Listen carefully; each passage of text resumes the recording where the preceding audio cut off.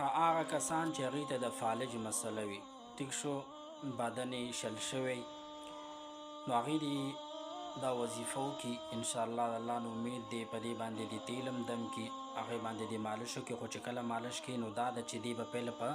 د شپې سملي نو 2 قسمه تیل به کړي، یو ځای به دم والا کړي او یو ځای به ساده کړي، او دس کې به کښېني پیله به په ساده تیلو باندې مالش وکړي،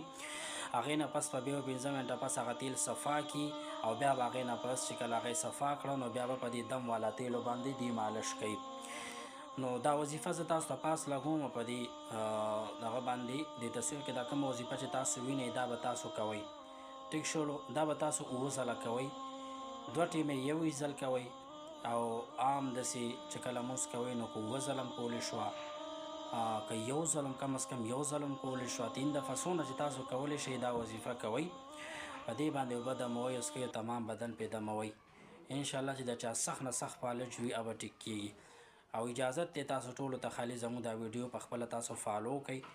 او لایک یې کړئ، کمنټ کې یو ځل خالي یا قوي ولیکئ او دا زموږ چینل فالو کړئ او 10 کسانو سره تاسو شریک کړئ، انشاءالله باقي تاسو ته اجازت دی. جزاکم الله.